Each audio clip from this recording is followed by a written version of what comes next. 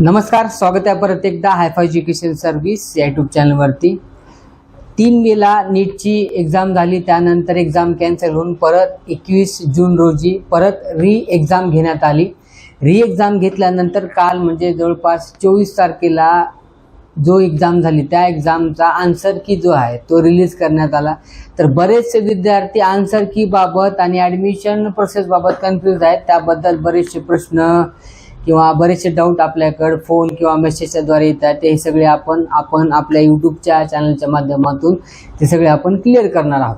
तर ज्याही विद्यार्थ्यांचा क्वेश्चन पेपरचा जो कोड आहे 7050 तो तिथे इंटर करूनच लॉग इन केल्यानंतर इंटर करून तो आपली आन्सर की बघायची आहे।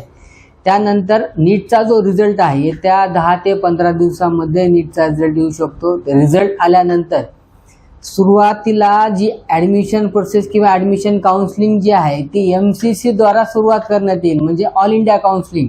ऑल इंडिया काउन्सिलिंग झाल्यानंतरच प्रत्येक स्टेट जे आहे ते आपापल्या स्टेटची काउन्सिलिंग सुरू करेल।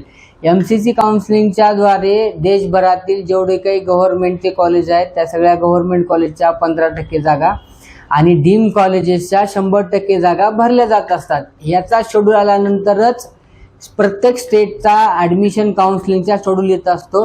ॲडमिशन प्रोसेस किंवा प्रत्येक ॲडमिशनची प्रोसेस ही वेगवेगळी असते। ग्रुप ए मध्ये MBBS आणि BDS हे फक्त 2 कोर्स असतात। त्यानंतर ग्रुप बी मध्ये BMS BHMS हे कोर्स असतात। त्यानंतर ग्रुप सी मध्ये पॅरामेडिकल हे कोर्स असतात। तर या सगळ्या कोर्सेसची राऊंड जी आहे किंवा काउन्सिलिंग जी आहे ती वेगळी होत असते, पण त्याचं रजिस्ट्रेशन हे सगळं सेम असतं। MCC काउन्सिलिंग किंवा ऑल इंडिया काउन्सिलिंग जी आहे ती फक्त MBBS आणि BDS या कोर्ससाठी होत असते। त्यानंतर EECCच्या माध्यमातून आपण देशभरातील जेवढे काही गव्हर्नमेंटचे कॉलेजेस आहेत त्या कॉलेजमध्ये BMS आणि BHMS किंवा BMS या कोर्ससाठी आपण ॲडमिशन घेऊ शकत असतो। पण जेही विद्यार्थी महाराष्ट्राचे डोमिसाइल आहेत किंवा जे महाराष्ट्रामध्ये राहत असतात त्या सगळ्या विद्यार्थ्यांसाठी महत्त्वाची जी काउन्सिलिंग आहे ती आहे CET सेलची काउन्सिलिंग, जे की मुंबई CET सेल कंडक्ट करत असते।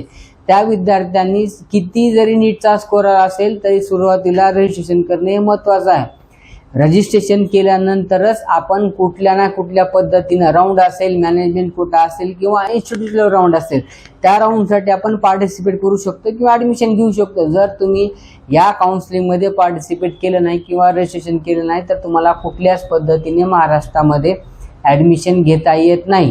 जर आपण मागच्या वर्षीचा विचार केला तर मागच्या वर्षी बऱ्याच विद्यार्थ्यांनी नीटचा स्कोर कमी आहे, त्यामुळं महाराष्ट्र स्टेट काउन्सिलिंगमध्ये पार्टिसिपेट किंवा रजिस्ट्रेशन केलंच नाही आणि शेवटच्या राऊंडपर्यंत जे असेल राऊंड 1, राऊंड 2 किंवा राऊंड 3 राऊंड त्या राऊंडमध्ये क्वालिफाईंग कट ऑफ असेल किंवा कॉलेजचा कट ऑफ असेल तो कमी झालेला होता, पण तरी पण विद्यार्थ्यांनी रजिस्ट्रेशन केलं नसल्यामुळे त्यांना काहीच करता आलं नाही। इव्हन MBBS असेल किंवा BDS असेल किंवा BMS किंवा BHMS, तर जेही महाराष्ट्रामधील डोमिसाइल विद्यार्थी आहेत त्यांनी 85% जी महाराष्ट्र स्टेटची काउन्सिलिंग आहे त्या काउन्सिलिंगमध्ये पार्टिसिपेट करणं अत्यंत महत्त्वाचं आहे।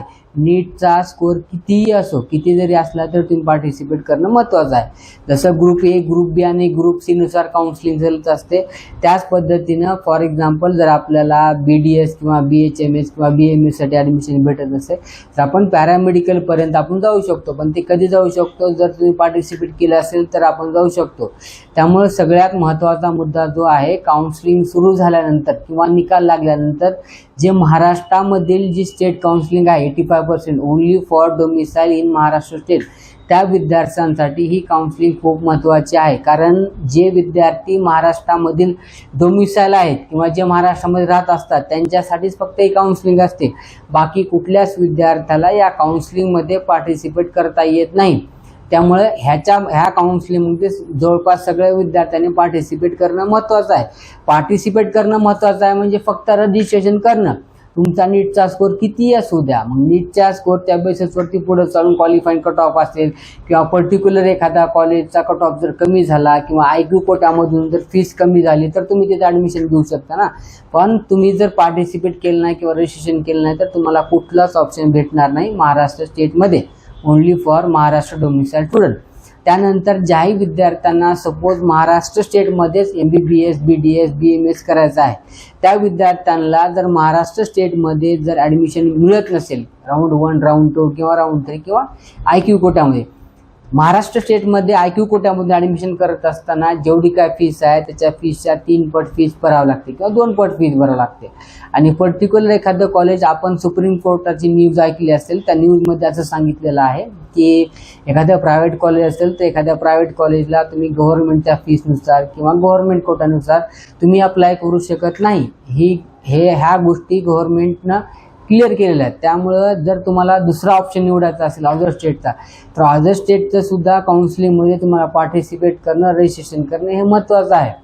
आणखी जर तुम्हाला नीट रिझल्ट असेल किंवा आपला आन्सर कीबद्दल काही डाऊट असेल किंवा ॲडमिशन प्रोसेसबद्दल तुम्हाला डाऊट असेल तर खाली दिलेल्या नंबरवरती तुम्ही व्हॉट्सअप करू शकता किंवा कमेंट करू शकता. अशाच महत्त्वपूर्ण व्हिडिओसाठी तुम्ही हायफाय एज्युकेशन सर्व्हिस या यूट्यूब चॅनलला तुम्ही सबस्क्राईब करू शकता, जेणेकरून येणाऱ्या सगळे अपडेट तुम्हाला भेटत राहतील. भेटूया नेक्स्ट व्हिडिओमध्ये. तोपर्यंत धन्यवाद.